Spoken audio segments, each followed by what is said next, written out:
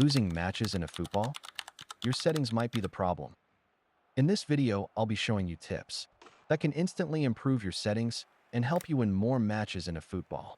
Don't miss the final tip. It's the one most players overlook, but it could save your game.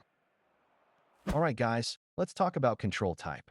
Here you have two options, touch and flick or virtual pad. Now, both work fine, so it really comes down to your personal preference and play style. But honestly, I strongly recommend using the virtual pad. It's much easier to control your players, your movements feel smoother, and your gameplay becomes more precise. Another big advantage is that the virtual pad feels very familiar, especially if you've played football games like FIFA or Dream League Soccer. So adapting to it becomes super easy and natural. If you want better control and consistency in your matches, the virtual pad is definitely the way to go. Next up, we have the directional stick type. In this section, you can choose between fixed, movable, and no joystick. Each of these options changes how your movement control appears and behaves during gameplay.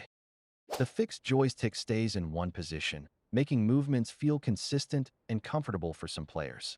The movable joystick gives more flexibility depending on where your finger touches the screen, making room for dynamic joystick movements.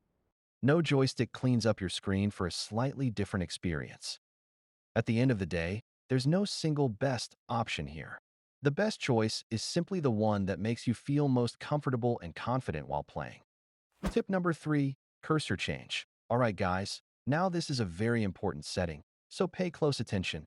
We're talking about cursor change. This setting is extremely crucial because it can literally make or break your gameplay, especially when defending. There are 3 types of cursor change settings in eFootball: the assisted, semi-auto, and manual cursor change. For beginners, I highly recommend using assisted cursor change. It automatically switches players for you, which makes defending much easier and less stressful, especially if you're still learning the game mechanics. But if you really want to improve your defensive skills and take your gameplay to the next level, you should start practicing with semi-auto or even manual cursor change. These options give you much better control over which player you switch to, allowing you to position your defenders more accurately and react faster to dangerous attacks. So yes, assisted is great for starting out, but semi-auto and manual are where real defensive control begins. Tip number 4, movement input range. Alright guys, now let's talk about a setting that a lot of players completely ignore, but it can seriously affect your gameplay: the movement input range. This setting is divided into narrow, medium, and wide input range. And trust me, choosing the right one can make your dribbling and movement feel way smoother. Narrow input range allows for faster swiping and quicker input response, which makes it very good for sharp movements and dribbling. But if you have bigger fingers, this setting might not work well because it can easily mess up your movement. Medium input range, basically the perfect balance between narrow and wide. It gives you good control, smooth movement, and solid dribbling without being too sensitive or too slow. This is the setting I recommend for most players, and in my opinion, it's the best overall option. Wide input range, great for players with bigger fingers, but it can sometimes feel less precise, especially when performing tight dribbles. Players may even overrun the ball at times. So overall, for the majority of players, I strongly recommend going with the medium input range, as it allows for good control, smooth movement, and solid dribbling. Tip number 5, flexible auto control. Alright guys, next up we have flexible auto control, and this is a setting many players don't fully understand. Flexible auto control is mainly designed for AI matches. What this feature does is pretty smart. It allows the AI to temporarily control your players, especially during complex movements or moments when you're not actively pressing any buttons. This helps keep your gameplay smooth and prevents your players from just standing around or making awkward movements. But here's the best part. The moment you start pressing your controls again, the game instantly hands control back to you.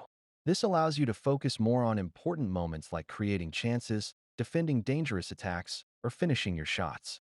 Basically, flexible auto control creates a balance between AI assistance and manual control, making gameplay feel easier and more fluid, especially for players who are still improving their overall control and awareness. Tip number 6, defending control type. Alright guys, Now let's talk about defending control type, because this setting can seriously affect how solid your defense feels during matches. Here, you have two options, standard and pressure defending types. Standard gives you better control over your defenders, allowing you to position them properly, block passing lanes, and time your tackles more accurately. This style helps you stay organized at the back and reduces the chances of your defenders getting pulled out of position. Pressure style automatically applies aggressive pressure on opponents. It can help you win the ball quickly and force mistakes, which sounds good, especially for beginners or players who like very aggressive defending. But it can also make your defenders rush forward too much, leaving gaps in your defense that skilled opponents can exploit. So while pressure defending can feel fast and aggressive, it can also be risky if you don't manage your positioning properly. For more control, better defensive structure, and consistency, stick with standard. Tip number 7, button configuration. Next up, we have button configuration, and this one is super important. Setting up your buttons properly allows you to react faster and play more comfortably. Take your time to adjust the size and position of each button so it fits your fingers naturally. When your button configuration is right, everything else in the game just flows smoother, and you'll feel way more in control during matches. Tip number 8, button opacity. Now let's talk button opacity, a small setting that can seriously impact how you play. Button opacity controls how transparent your on-screen buttons are. For beginners, 100 to 80% opacity is perfect, easy to see, and prevents mistakes. For advanced players, 40 to 20% opacity gives a clearer view of the pitch, letting you focus on positioning, passes, and movement without your fingers blocking the action. Getting this right can improve your reaction time and overall gameplay, so don't skip it. Tip number 9, next player indicator. Tip 9 is the next player indicator, and you should definitely turn this on. It shows which player will get the cursor next when you press the switch button. Knowing this in advance is a game changer, especially when defending against fast attacks or planning your passes. It lets you anticipate the next move, switch to the right player instantly, and stay in full control of your defense. Tip number 10, attack and defense level. Turning this on allows you to switch seamlessly between attack and defense at any point during the game. This is a huge advantage, especially in fast-paced matches where every second counts.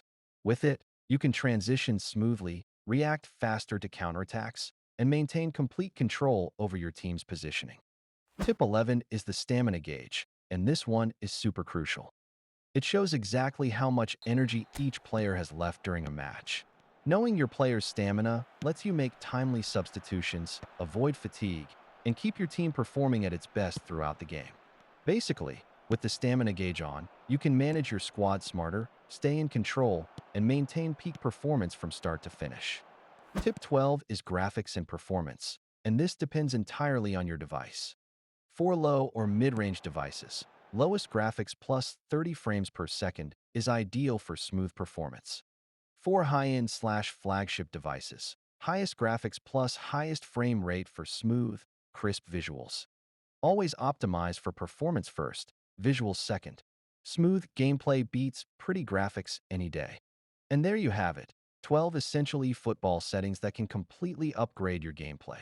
These might seem like small tweaks, but they lead to better movements, cleaner passes, smarter defending, and fewer silly mistakes. If this video helped you, smash that like button, subscribe for more eFootball tips, and drop a comment telling me which setting changed your game the most. Thanks for watching, and as always, have an amazing day, boys.